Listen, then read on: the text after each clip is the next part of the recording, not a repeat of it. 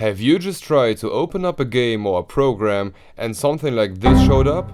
Well, that's called a missing DLL error and sucks because it won't let you start up your program unless you can somehow provide the exact DLL file which is missing to the said program. But don't throw your PC out the window yet, cause we got you covered.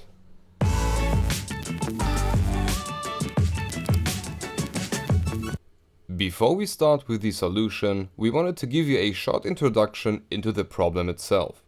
Your error message indicates that the program you've opened up is trying to use a specific function or functionality of one of the C programming languages. These functions are saved within these DLL files and are located in a folder somewhere within your Windows. Now what happens if the file that stores the function that your program needs is simply missing? Well, it won't even try to start and just hit you up with the error message. Usually this should not happen cause programs will install the DLL files which they need. But that's not always the case. Now before you panic, we can fix the issue. We can just install a package from Microsoft called Visual C++ Redistributable which will install the DLL for us. Unfortunately, the package that we will install exists in a 64 and 32-bit version. Now you do not need to know what this means, but you will need to know what type of Windows system you're using.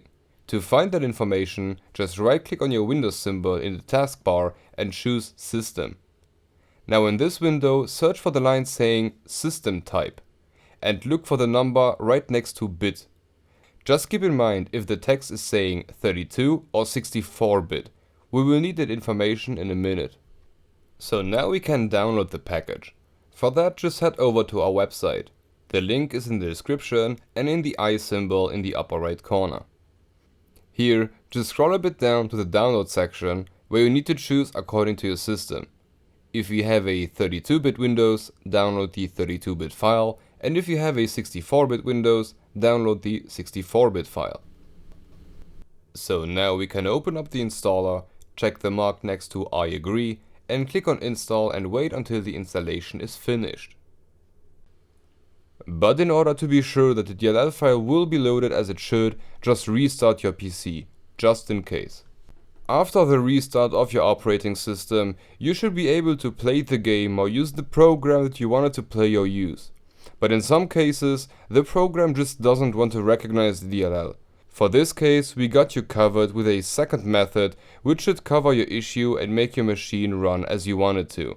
Just click in the I icon in the upper right corner or look for the link in the description and follow the other tutorial. For those whose error did get solved, make sure to leave a like, and if you want to get more out of our content, make sure to subscribe and hit the notification button to never miss a new video. And as always, thank you for watching and have a look at these not totally random videos which may be interesting for you.